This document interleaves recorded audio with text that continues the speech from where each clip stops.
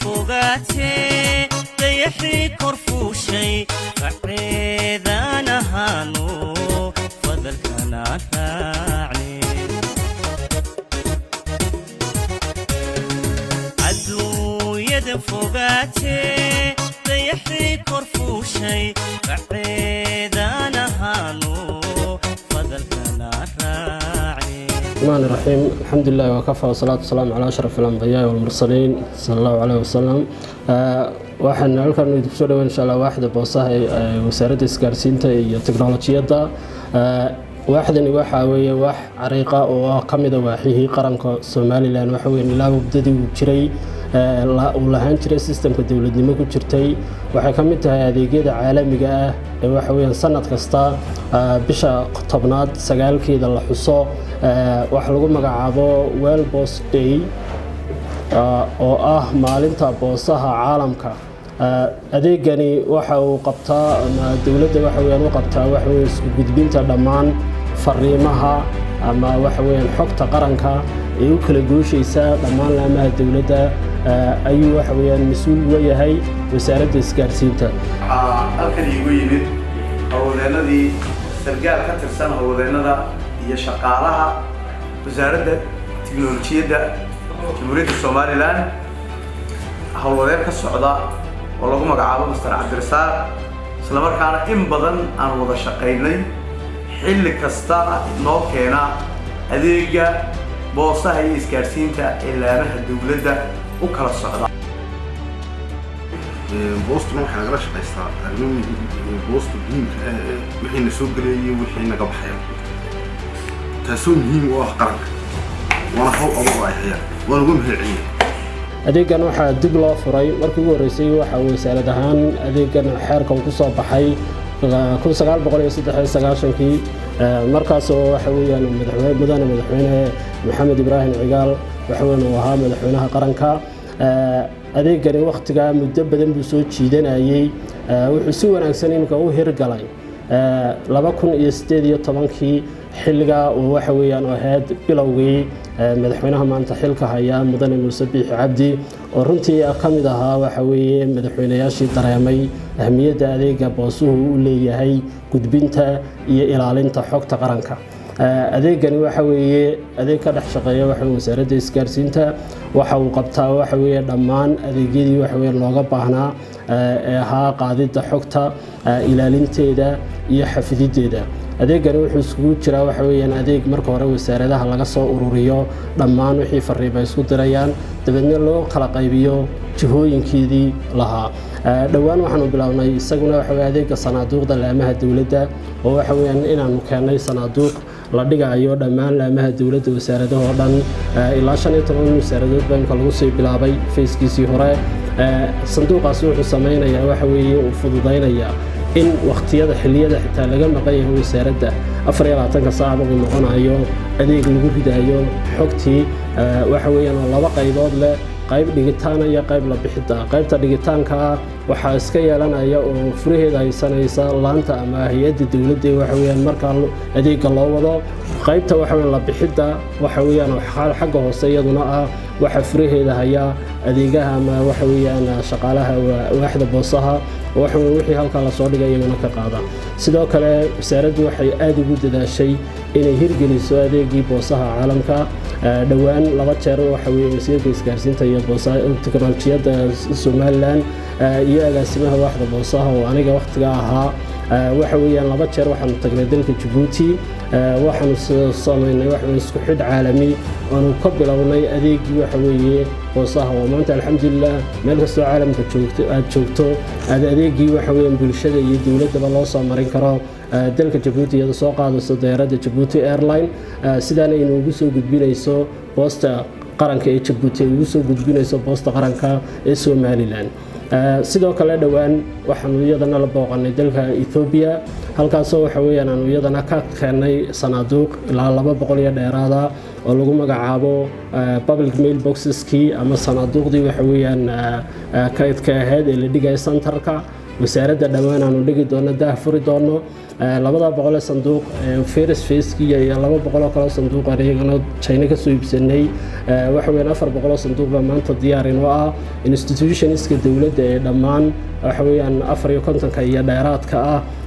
iyo hay'adahooda wixii raacsan oo dhan waxaynu capable maanta wasaaraddu tahay inay samayso meel centerka wasaaradda ku taala oo waxa weeyaan mail boxeska ama sanaaduuqda waxa weeyaan la dhigi karo fariimihii qofku anytime wasaaradda albaab geedkeedaas lagu sameynaya isagoo wadada maraya ayuu anytime wasaaraddu doono halka kaga xiriiraya shaqaalaha hay'adanka waa boostuna waxa weeyaan adeega u gudbinayaan halkaasana waxay noqonaysaa mid fududaysa waxa weeyaan xiriirkii dawladda iyo xifdintii ama ilaalintii xogta qaranka sidoo kale wasaaraddu waxay ku howlan tahay waxa weeye sidii waaxdan loo ballaarin lahaa waynu ognahay waaxdani waxa weeye wax bixisa adeeg qaran adeegga qaranku waa laba qaybood mid ay u bixisa laamaha dawladda oo feeskii ugu horeeyay marka lagu bilaabay midana in tijaabo wili ku socday imika gabagabo oo alxamdulillah waxa weeyaan aad imika u hirgalay oo dhammaan laamaha dawladda oo dhan maanta waxa weeye si xog u kala gudbiya ay ku gudbayaan waxa weeyaan boxeska ama waxa weeyaan bushqadaha noocaas ama mailka waxa weeyaan ay ku qoran tahay loogadii waxa weeye boosta qaranku taasina ay keensanayso waxa weeyaan in xifdido lagu qorayo ciwaankii waxa weeyaan qofka dirayay iyo ciwaankii qofka loo dirayayba loo fududeynayo sidoo kale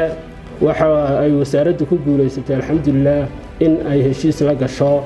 shirkad caalamiya oo samaysa dhammaan ciwaanadii boosaha oo dhan ama wixii lagu magacaabi jiray mail addressing-kii ama addressing systemskii ayay u samaynaysaa dhammaan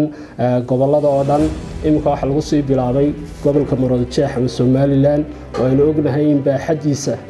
waxa weeye dawladeed iyo dadba ay badan yihiin yanagoo la kaashanayna dawladda hoose gobolka Maroodijeex waxa weeyaan Hargeysa iyo eriyadeeda waxa weeye waxaan bilawnaa addressing-kii isa dhawaana insha Allah waxa weeye waan xusi doonaa waxa weeyaan waan launch garay doonaa waxa weeye sii deyn doonaa barnaamijka sidoo kale waxa dhawaan insha Allah aan sugaynaa inuu noo yimaado wafdi ka imanaya dalka Djibouti wafdigaas oo aan rajaynaa insha Allah inuu nagala soo qayb galo agaasimaha boosaha qaranka ee dalka Djibouti oo ku beegan bisha 10aad 9keeda oo ah maalinta la xusaayo maalinta caalamka boosaha oo inagu soo aadan sabtida soo socota sabtideeda insha Allah dhawaan waxaan iskugu yeedhnay dhammaan shirkadaha ka shaqeeya adeegga boosaha ee gaarka ah sida basaska u kala buguusha gobollada Somaliland iyo waxa weeyaan baalaha ku shaqeeya mootooyinka sida dhaweeye iyo safar iyo waxa weeyaan saami iyo gurubyada yar kale ku shaqeeya online-ka dhammaan shirkadaha waxaan la qaadanay shir aan kaga wada hadlayno sidii loo xoojin lahaa xiriirka waaxda boosaha wasaaradda isgaarsiinta iyo dhammaan shaqaalaha waxa ka shaqeeya ama shirkadaha ka shaqeeya adeegga boosaha sidoo kale waxaan isla garanay waxa weeye in shirkadahaasi waxay ka qayb qaataan xuska maalintan bandhiga waxa weeyaan boosta caalamka oo lagu qaban doono barxadda weyn ee wasaaradda dhammaan ay ka soo wada qayb geli doonaan shirkadaha ka shaqeeya adeegga gudbinta bushqadaha iyo fariimaha waliba ay ku badan yihiin kuwa private-ka waxa weeyaan basaska isgaarsiinta ka shaqeeya transportation and logistics-ka wadankeena waxa ka jira shirkado badan oo runtii ka shaqeeya adeegan cargo logistic shipping mailing service waxa soo fara badan ku qorayeen dhammaan shirkadahaas waxaan halkan uga sheegaynaa waxa weeye waa shirkado ka shaqeeya adeeg booseed maadaama ay ka shaqeeyaan adeegga booseed waxa waajib ku ah inay wasaaradda isgaarsiinta iyo boosaha liisankii waxa weeyaan adeegan ay bixinayaan ay iska waxa weeyaan ka soo qaabtaan iska soo diiwaan geliyaan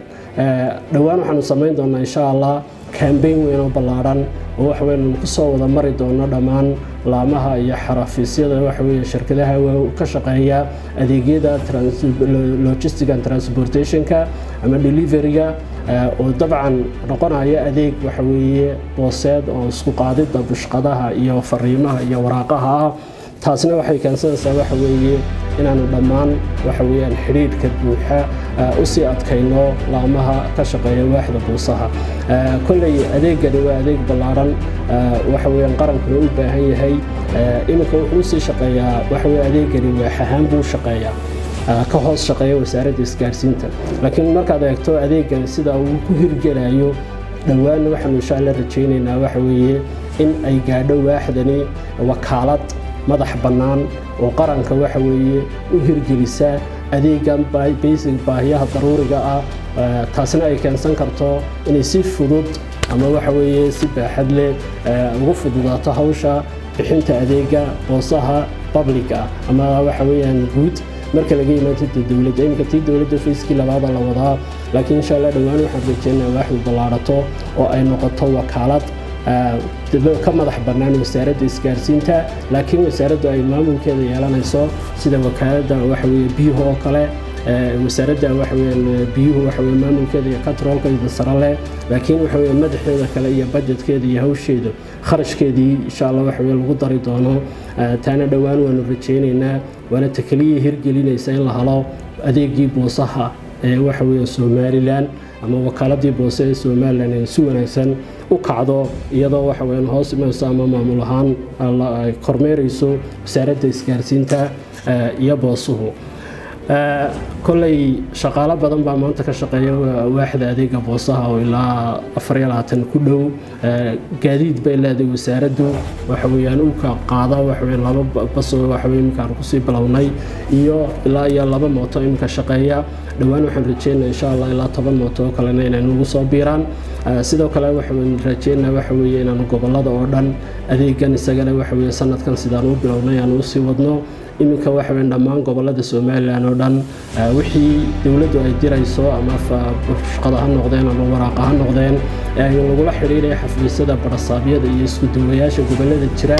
waxaan halkan isaga ka mar labaad ka iclaaminaynaa waxa weeye in adeegii boosaha ee gobolada uu bilaabay wasaaradda isgaarsiintu wayna ognayd waxa weyn baaxadeedii gawaadhidii weli wada diyaar ahaa laakiin waxaan heshiis la sii galay mid kamid ah heshiis qandaraas la baahiyay waliba oo si sharciyeysan ku baxay inaanu shirkad kamid ah shirkadaha maanta waxa weeyaan gaadiidka qaada siiba shirkadda Sahal la yiraahdo aanu la galay dhawaan heshiiskaas oo saamaxaya in wax allaale wixii wasaaraddu ay u qaadayso gobolada laamaheeda dawladda ee ku yaala ama barasaabiyada ha noqdeen ama isku duwayaasha ha noqdeen in shirkadaas ay si yar fudud ku gaarsiinayso waxa weeyaan markaasna uu ahaa heshiis waxa weeye si sharciya nooga dhamaaday walillahi alhamdu sidoo kale safarra gobolada aan ka qorsheynayna sanaaduuqda barba halkan noo taala sanaaduuqdan aan wasaaradda geynay waxaan rajaynayaa iyadana in gobol kasta xafiiska barasaabka waxa weeyaan noqdo xarunta waxa weeyaan aanu dhigayno boosti inka ku meel gaar ahaan oo ay xafiiska gudoomiyaha ama barasaabku wuxuu maamulaa oo shir toddobaad kasta lagu qabtaa dhammaan isku duwayaasha laamaha dawladda ama wasaaradaha ama hay'ado dhan halkaas waxa weeyaan xiriirka sanduuqaasi waxa la wixii ay fariimo dirayaan ay halka ku ridi doonaan isku duwaha wasaaradda isgaarsiinta iyo boosaha ee gobolka joogay shaqaalihiisa gobol kasta maanta wax weyn alxamdulillah waxa ka howlgala oo jooga isku duway iyo shaqaale wasaaradda isgaarsiinta u qaabilsan qaybta adeegan boosaha kuwaas waxa weeyaan ka saari doona dabeedna waxa weeyaan shirkadaha heshiiska la galay alaabtii ama waraaqii soo saari doona sidaasana waxa weeyaan ku sugnaanaysa xogtii isgaarsiinta waxa weeyaan qaranku ama xogta qaranku ay ku sugnaanaysa halka ay markii hore gacan kale ama waxa weeyaan qof kale uu qaadayay maanta waxa weeye in ay qaadaan shaqaale u tababaran ilaalinta iyo waxa weeyaan gudbinta xogta qaranku kolay waxa weeyaan laga dhamaan maayo oo waxa weeyaan boostani ta waxa weeyaan waa cariiq oo waxa weeyaan waxay ka mid tahay waaxihii ama laamihii dawladda ugu dheeraa insha Allah waxa weeyaan intaasan macluumaadkeeda gaaban ku soo iyada faahfaahanna page-ka waxaad ka helaysaa boosaha Somaliland National Post halkaas iyadoo faahfaahan ka sii helaysaa. Wassalaamu calaykum waraxmatullaahi wabarakaatuh.